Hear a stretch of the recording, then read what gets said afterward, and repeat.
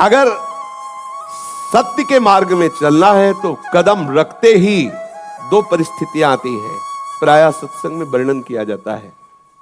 या तो इतनी अनुकूलता माया फेंक देगी कि आपका मार्ग रुक जाए, या प्रतिकूलता फेंक देगी। आपको किसी भी स्थिति में भयभीत नहीं होना, कदम आगे बढ़ाते रहो, ये सब प्रतिकूलताएं अनुकूलता के रूप में बदल जाएंगी। परमार्थ के पथिक का हर सूल फूल बन जाता है। हमारा निश्चय दृढ़ हो, हमारी भावना दृढ़ हो, उसमें हिलना नहीं। अच्छा एक बात और, जैसे हम सत्य मार्ग में चल रहे हैं तो आप ये तो जानते हो सत्य मार्ग सत्य का मार्ग है, उसका परिणाम अमंगल कैसे हो सकता है? मंगल भवन प्रभु का नाम जपने वाला, मंगल भवन प्रभु के मार्ग में चलने वाले का अमंगल कैसे हो सकता है? भूल करके नहीं हो सकता। अगर अमंगल हो रहा है तो जो अमंगल हमारा जमा था उसको कुछ कम करके नष्ट किया जा रहा है। एक बार हमने सुनाया था कि एक बाल्यावस्था से भजन परायण थे ब्रह्म ऋषि, तो वो यौवन अवस्था को प्राप्त हो गए थे, शालिग्राम साथ रखते और विरक्त होकर भजन करते। एक दिन वो गंगा किनारे शालिग्राम सेवा के लिए स्नान किया और बैठे ही थे कि 90 लोग आकर के भाला लिए, लाठी लिए, मारो मारो मारो। उनका जीवन हो गया, कभी किसी को कुछ कहा नहीं, ये लोग क्यों मार रहे? और बहुत भजनानंदी थे। उन लोगों ने घेर ही लिया तो उन्होंने कहा देखो तुम 90 हो, मार तो दोगे ही, हमें 2 मिनट का समय दो। उन्होंने आर्त भाव से प्रभु को पुकारा, ध्यान करते हुए कि प्रभु ऐसा क्या अपराध।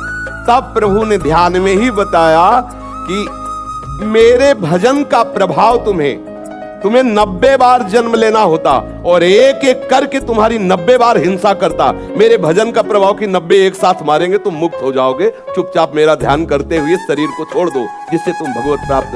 तो भगवान की शरण में आने पर, भजन करने पर हमारा बहुत बड़ा अपराध छोटे में कट जाता है। तो जैसे परमार्थ में शुरू हुए तो आपके अंदर एकदम प्रतिकूलता आनी शुरू हुई, बाहर से प्रतिकूलता आनी शुरू हुई, तो घबराने की जरूरत नहीं, सफाई शुरू हो गई।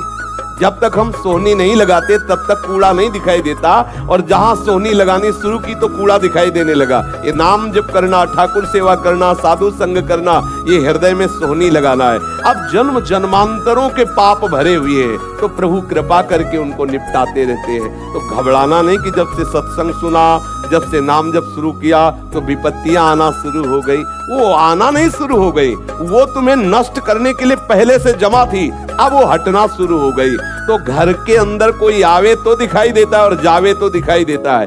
तो ऐसे ही ये गेट है अंतःकरण, अनंत जन्मों के जो शुभ अशुभ कर्म जिनके लिए भगवान कहते हैं अवश्य में भोक्तव्यम कृतम कर्म शुभाशुभम, वो शुभ अशुभ कर्म हमें नष्ट करते, लेकिन भगवत शरणागति भजन के प्रभाव से धीरे धीरे नष्ट हो रहे हैं। समझ रहे ना? घबराना नहीं कि हम भजन मार्ग में चलने लगे तो हमें विपत्तियां घेर ली, ऐसा नहीं हो सकता।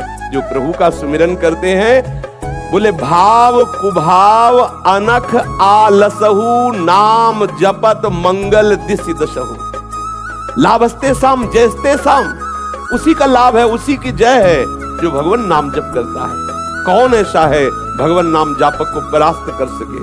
इसलिए मुझे लगता है कि इस मन की चाल पर, इस माया की चाल पर आप हार मत जाना। अगर हार गए तो परमार्थ से भ्रष्ट कर देगी, हाथ नहीं लगेगा। समझ रहे?